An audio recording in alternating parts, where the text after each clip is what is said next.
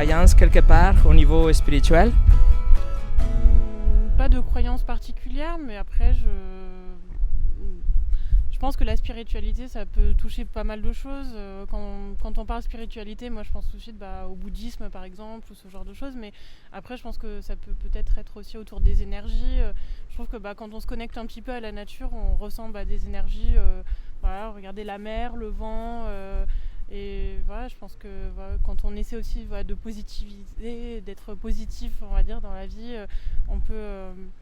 je pense plutôt la positivité et puis les énergies de manière générale avec ce qui nous entoure.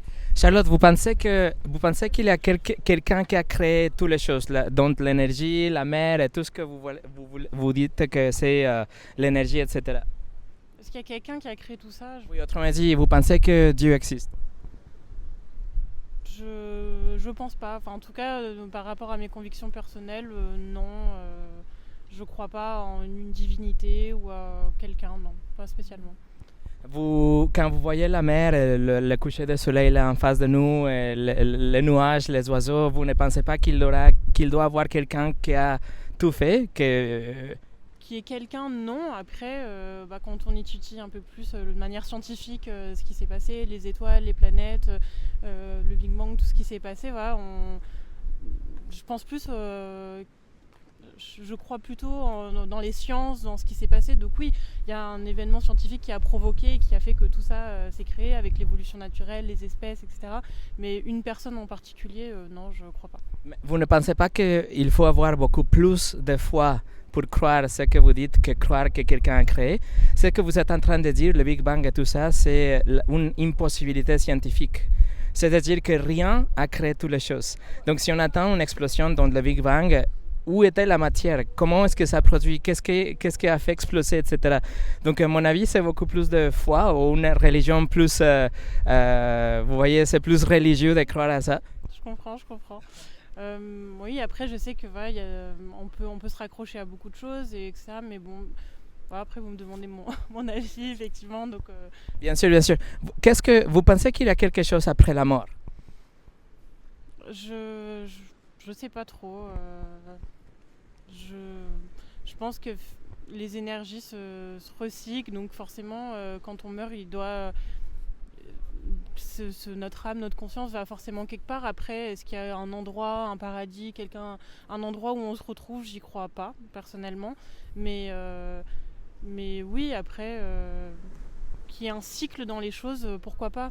Mais Charlotte, vous ne voulez pas, votre cœur ne veut pas croire qu'il y aura quelque chose pour punir les méchants. Par exemple, Hitler qui a tué 6 millions de juifs, plus les homosexuels, les noirs, les gitans, etc. Vous pensez que sa vie est finie et qu'il n'y a rien après?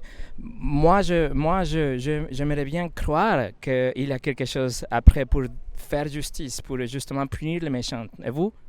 Je pense pas que ça fonctionne comme ça. Je pense pas effectivement qu'il y a un endroit où on va au paradis ou en enfer, où on juge réellement nos actes sur terre. Je pense pas. Je pense que quand on meurt, les choses s'arrêtent, que notre âme ou notre conscience est recyclée dans autre chose, revient peut-être à la nature ou je sais pas. Mais non. Après, moi j'ai perdu des proches aussi, et au fond de moi, on a envie de croire qu'ils sont quelque part et que ils nous regardent encore, ou que voilà. Mais même quand j'essaie d'y penser, on va dire plus concrètement, même si au fond de moi j'ai envie de retrouver mes proches, on va dire j'y crois pas réellement, non. J'aimerais vous mettre un défi parce que moi, j'aimerais bien que vous croyiez que ces êtres qui sont perdus sont quelque part et que vous pouvez y aller aussi. Alors, on va commencer pour imaginer que Dieu existe. Il y a quelqu'un qui a tout créé parce que, comme on a dit, c'est plus logique de croire à ça que croire que rien n'a créé toutes les choses. Alors, si Dieu existe, il doit avoir un endroit pour les méchants et un endroit pour les bonnes personnes, n'est-ce pas? Certainement. Après, sur quoi? Alors oui, quand on parle d'extrême en cruauté, comme l'exemple que vous avez cité concernant Hitler, etc. Oui, là, c'est facile de juger et de mettre les gens dans une case. Mais au final, pour le commun des mortels, si on prend des gens lambda, comment est-ce que vous les jugez sur ce qui est bien ou mal, parce qu'au final la question de bien ou mal est vachement subjective, donc c'est dur d'être objectif là-dessus en disant ok ça c'est bien, ça c'est mal, et qu'il y ait une personne qui ait le droit de juger vos actes, ce que vous êtes, les choix que vous avez faits, etc. Je trouve ça un peu je trouve ça très noir ou blanc en fait, et je pense que la vie est constituée de plein de nuances de gris au final, et je trouve ça très encore une fois, c'est mon avis, hein, mais je trouve Bien sûr, c'est pour ça qu'on est en train de discuter. C'est bien de savoir votre avis. Mais vous avez dit que c'est subjectif de connaître ce qui est bien et mal, qu'il y a des nuances d'écrit et tout ça. Mais je pense qu'il y a un moyen pour pouvoir savoir qu'est-ce que ça veut dire être une bonne personne. Vous pensez que vous êtes une bonne personne? J'essaye en tout cas de faire les meilleurs choix, d'être toujours bienveillante envers les gens qui m'entourent, de faire les choses le plus correctement possible, de ne pas blesser les gens. C'est ma vision des choses et c'est comme ça que j'ai envie de mener ma vie. Mais après, peut-être que ce qui est bien pour moi est moins bien pour quelqu'un d'autre. Mais vous, donc oui, donc à votre avis, vous êtes une bonne personne. C'est-à-dire que si Dieu existe, vous pensez que vous allez aller au paradis? J'espère. Parce que vous êtes une bonne personne. J'espère en tout cas. Ok, voici le test. C'est ce que ça va vous mettre en défi.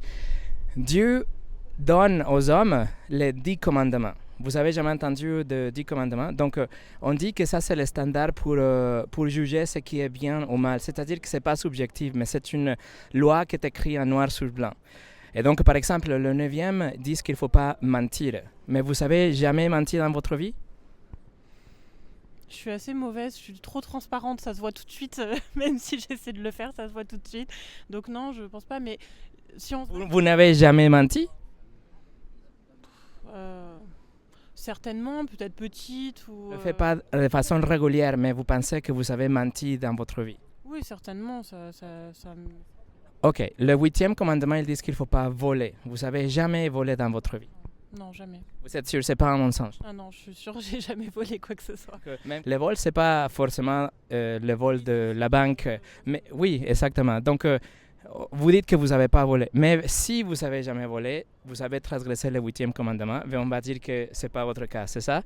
Ok. Est-ce que ça voudrait dire, si on part sur effectivement déjà les 2 exemples que vous me donnez, au final, si tout le monde a déjà effectivement menti des petits mensonges ou volé d'une certaine manière en téléchargeant des choses, etc., au final, du coup, il y aurait, ce serait accessible pour personne dans ce cas-là. Exactement, et c'est le point où on va arriver. Parce que le 3e, ils disent qu'il ne faut pas utiliser le nom de Dieu sans respect. Mais vous n'avez jamais dit « Oh mon... »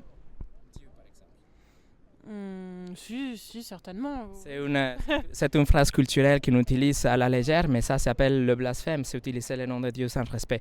Et juste le dernier, il ne faut pas répondre si vous ne voulez pas, mais le 7e, ils disent qu'il ne faut pas commettre de l'adultère, c'est-à-dire que si on est marié, il ne faut pas aller avec quelqu'un d'autre. Mais Jésus a dit que si on a le désir pour quelqu'un, le désir charnel pour être avec quelqu'un, on a déjà commis de l'adultère dans notre cœur. Donc, ce sont juste 4 des 10 commandements. Et je pense qu'on a tous transgressé ces commandements et ils sont que 4 sur 10.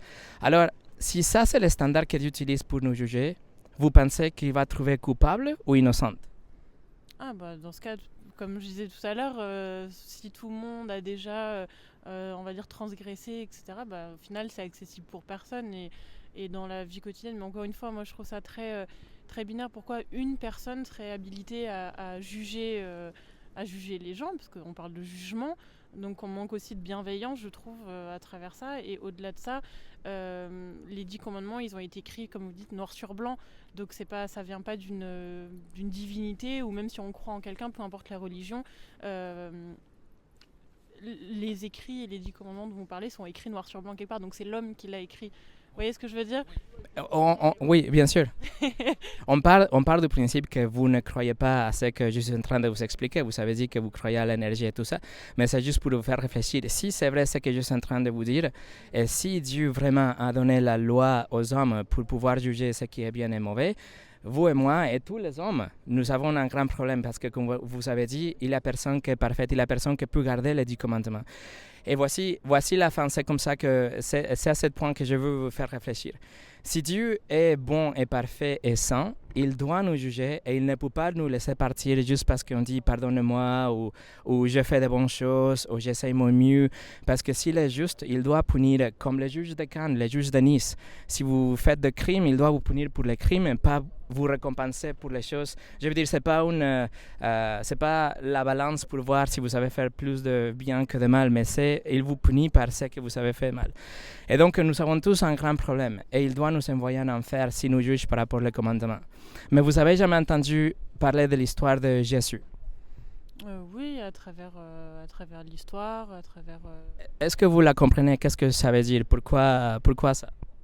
Je m'y intéresse pas. Sincèrement, tout ce qui est religion, je m'y intéresse vraiment pas.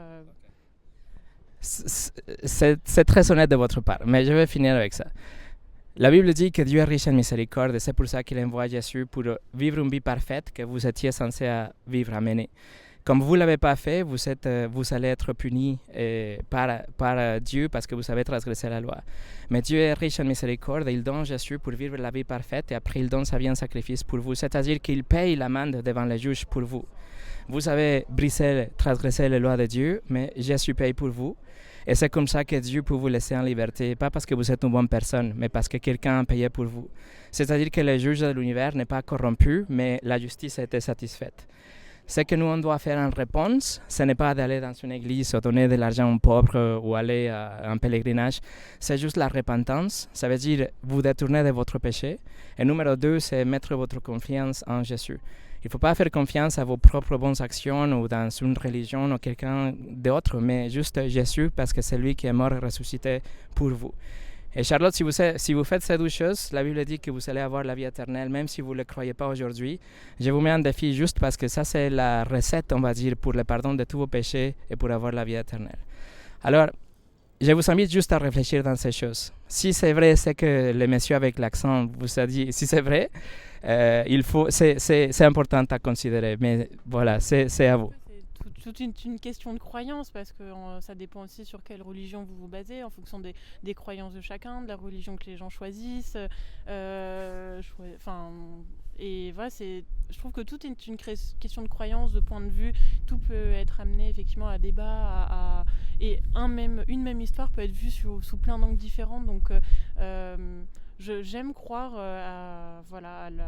aux interprétations différentes et pas à ce qui est une règle ou un chemin.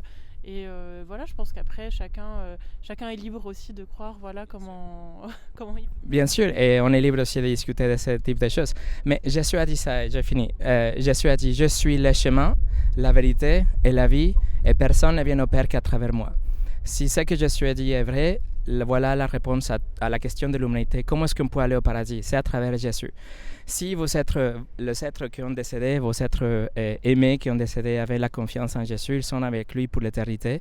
Et peut-être qu'avant de partir, ils sont priés pour vous, pour que vous ayez cette rencontre et quelqu'un vous met en défi et vous fait réfléchir par rapport à l'éternité. Un jour, on aura une réponse. Charlotte, merci pour votre temps. Je vous serre la main.